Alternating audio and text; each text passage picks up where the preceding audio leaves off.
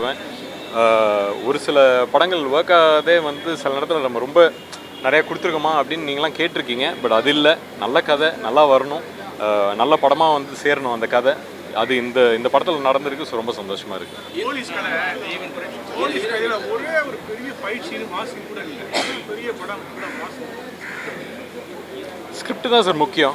அதில் சண்டை ஒரு இடத்துல இருந்துச்சு, அது தேவைங்கிற அளவுக்கு நாங்கள் வச்சுருக்கோம்.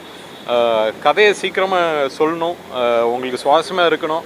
நீங்கள் அங்கே உட்காந்துருக்கிற இந்த 2 மணி நேரம் வந்து படப்படன்னு போகணும், அதே நேரத்தில் உங்களுக்கு பிடிச்சி இழுக்கணும், கதை பிடிச்சி வச்சு உங்களை அழுவையும் வைக்கணும், சிரிக்கவும் வைக்கணும். அப்படின்ற போது நடுவில் தேவையில்லாத விஷயங்கள் தேவையில்லாமல் இருந்துச்சு. அதனால தான் ஒரு டீமாக அது ஏற்கனவே ஸ்கிரிப்ட் ஸ்டேஜ்லேயே எல்லாத்தையும் பண்ணிட்டாங்க. ஸோ ஷூட்டிங்னு போகும்போது எல்லாமே கரெக்டாக இருந்துச்சு.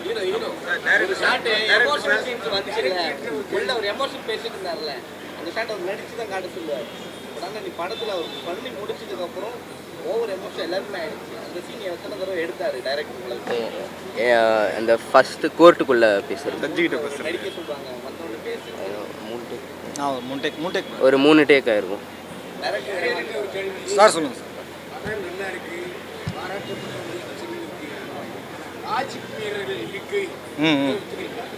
என்ன லாஜிக் மீறல்னு சொன்னீங்கன்னாக்கா அதை என்னன்னு நான் கேட்டுக்கிறேன் சார், தெரிஞ்சுக்கிறேன்.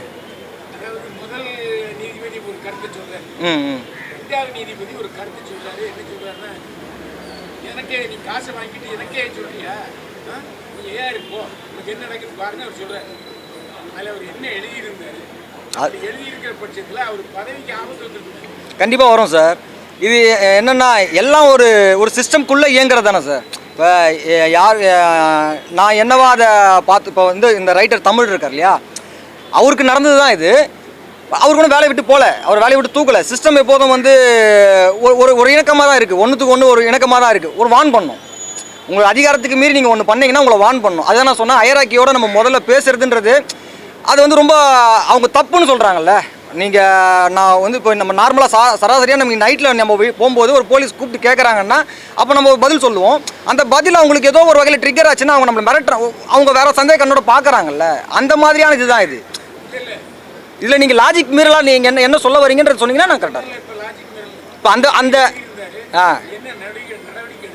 சஸ்பெண்ட் பண்ணியிருக்கலாம் சார், சஸ்பெண்ட் பண்ணியிருக்கலாம். அது நம்ம வந்து படத்துக்கு தேவைப்படல சார், அதனால் வைக்கல. ஆமாம், கட்டாயம் புனையப்பட்ட கதை தான் இது. இல்லை அதனால தான் கற்றுக் கொடுத்துட்டு இருக்காரு கிளாஸில். சொல்லுங்கள். ஒரு அடிமை சங்கிலியை அடித்து உடைச்சிருக்கீங்க, சென்சார் போர்டில் உங்களுக்கு எந்த அளவுக்கு பிரச்சனை சார்? எனக்கு எந்த பிரச்சனையுமே கொடுக்கல சார். அவங்க ரொம்ப ஜெனுனாக ரொம்ப டீசெண்டாக இதை ஹேண்டில் பண்ணாங்க. படம் பார்த்தாங்க, பார்த்துட்டு எங்களுக்கு சில கெட்ட வார்த்தைகள் மட்டும் மியூட் பண்ண வச்சாங்க. மற்றபடி அவங்க இந்த இதுக்கு எதுவுமே பெருசாக ஆட்சேபனை பண்ணவே இல்லை. அவங்களே நிறைய ஃப்ரீடமோட தான் எங்ககிட்ட நல்லா பேசுனாங்க. இந்த படமாக ரொம்ப சந்தோஷமாக பேசுனாங்க. அதுவே எனக்கு பெரிய மகிழ்ச்சி.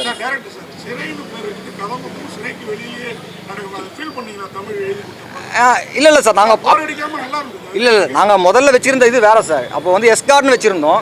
அதோடைய மீனிங்கோ அது வந்து ஆங்கிலத்தில் இருக்கிறதுனால அது நம்ம வேண்டாம், சிறைக்குன்னு போவோம்னு சொல்லி நம்ம அதை பிளான் பண்ணோம். மற்றபடி அதுக்காக ஒன்றும் இல்லை சார். ரொம்ப நன்றி, வந்த எல்லாருக்குமே ரொம்ப நன்றி சார். ரொம்ப நன்றி சார். Thank you sir.